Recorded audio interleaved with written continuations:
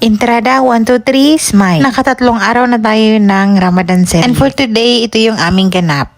Kunafa naman ang sweets na gusto ni Ama. Early in the morning, inasikaso ko muna tong kunafa dough.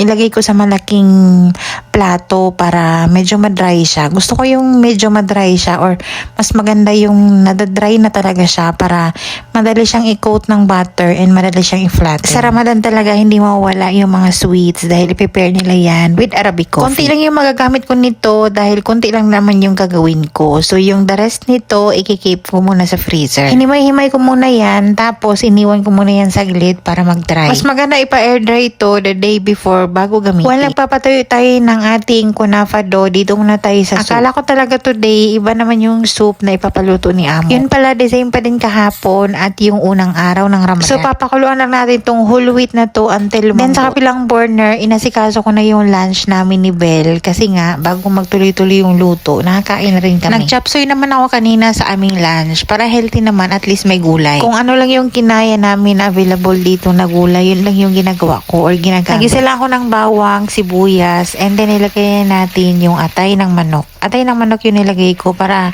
at least kahit pa paano, maiba naman no.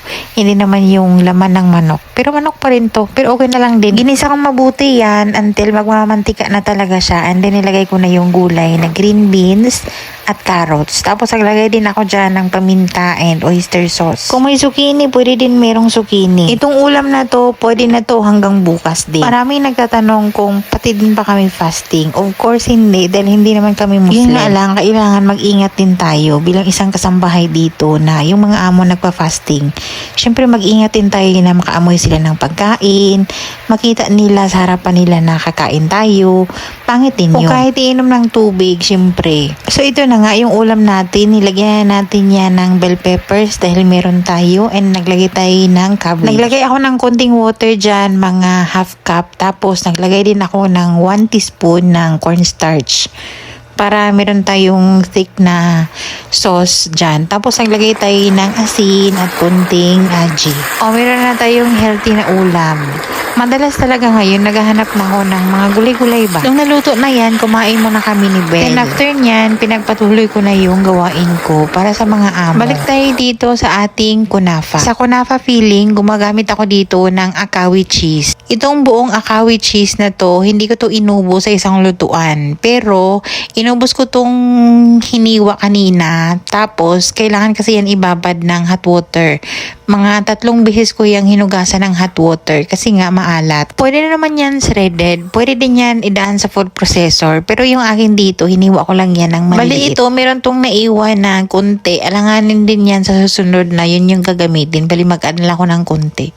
Pero ito, hindi ko to inubos talaga sa isang lutuan kasi nga, yung gagawin kong kunafa today, konti lang, enough lang para lang ngayon.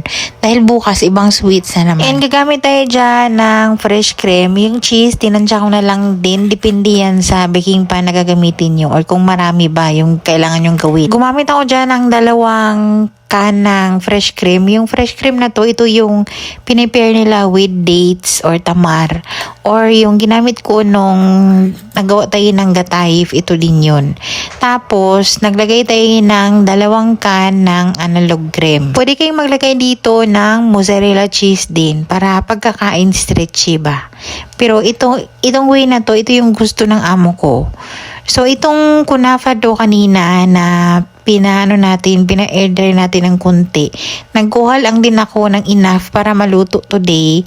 Tapos, nagmelted ako ng butter. Yung butter dyan, 1 kalahating stick ng butter. Sa paggawa ng kunafa, dapat hindi kapalan yung kunafa to para mag-crispy or ma-achieve natin yung crispiness ng kunafa. Kailangan manipis na manipis. So, spread natin yan all over the pan. Yung pan na ginamit ko, maliit lang talaga yan. So, kailangan yung pan na yan makover lahat ng kunafa dough para yung ating cheese mamaya, yung mixture natin na cream and cheese, hindi masunog. So, kailangan siyang makover yan ng kunafa dough, pero kailangan manipis lang. And then, yun na, ilagay na natin yan doon, yung ating cream and cheese mixture, ilagay na natin yan top ng ating kunafa dough. Meron ding isang kind ng kunafa, pero yung gamit doon parang basbusa something, basbusa yung gamit doon.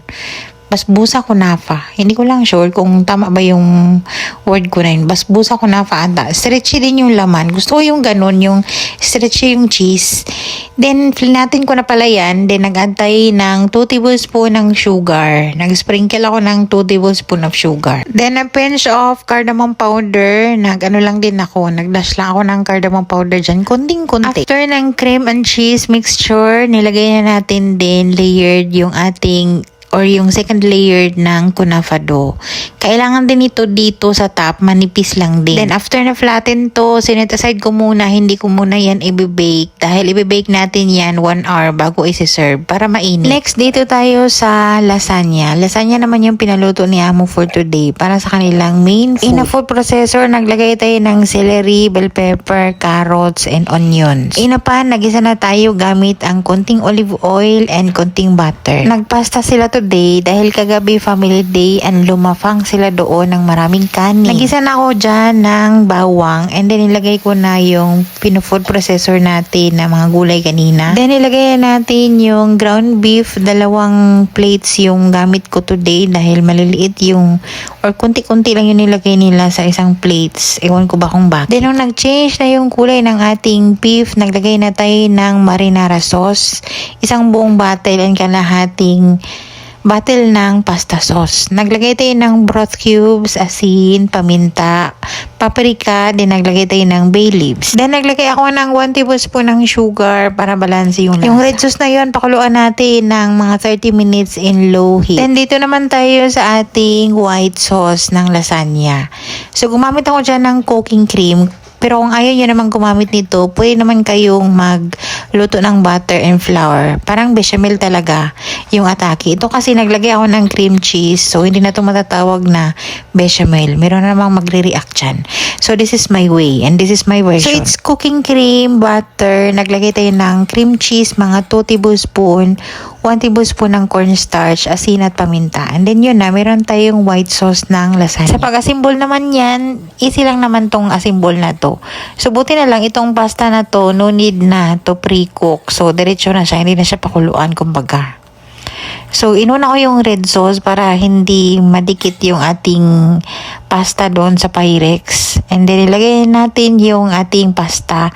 Sinunod yung red sauce and then yung white sauce. Then optional yung cream ay mozzarella cheese dyan na nilagay ko after ng white sauce. Pwede naman sa top na lang yung mozzarella. Pero depende na yan sa inyo. And then, i-continue lang yung layered na yan until maubos na yung ingredients nyo or mapuno na yung Pyrex. Nag-add lang ako dyan ng basil leaves para pang pabango. I-bake natin yan 45 minutes to 1 hour ng 400 degrees Fahrenheit. Next naman, balik na tayo dito sa ating gum soup or whole wheat soup. Diba pinakuluan na natin yung whole wheat kanina and then yung 3/4 nun, bali nag-iwan lang ako ng 1/4 na hindi natin i-blend. And then, in a blender, naglagay din tayo ng 4 cups ng yogurt. I-blend natin yan together. Tapos meron tayong leftover na pinakuluang karning baka na cubes with the water, yung broth nun. Hinalo na natin. Hindi na natin kailangan nagpakulo kanina ng karni para dito kasi nga meron akong nilaan dyan. Yung beef naman ay flinix natin, saka natin inad. Then naglagay tayo ng cardamom powder ng konting-konti, broth cubes, asin, at whole peppercorn. Pag masyadong thick, pwedeng mag-add ng broth or hot water. Tapos adjust na lang yung lasa. Ito talaga yung favorite nilang soup. Nakaka-comfort din talaga ng tiyan. And of course, yung special dito, spices sa soup na to is yung tinunaw na mistika and yung sheba ba yung tawag doon? Sheba daw sabi ng mga nag-comment. Gamit yung butter. Tinunaw yung mistika and then yung sheba na leaves. And hinalo na yan lahat. And then okay na. Ready na yung ating sambusa. Nagpainit na tayo ng mantika on that time. Luto na yung ating lasagna. Tapos nakabake na rin yung ating kunafa. Hindi pa nga yan luto. Binake ko lang din yan ng 45 minutes ng 400 degrees Fahrenheit. Masarap kasi to bago i-serve mainit pa or kakahango lang. And then nagdressel tayo dyan ng sugar syrup yung ginawa natin. Tapos, nag-sprinkle din tayo dyan ng pistachio na crush. Yung ating lasagna, ready to serve na din. Tapos nagprito na tayo ng sambusa. Oras na to para magprito.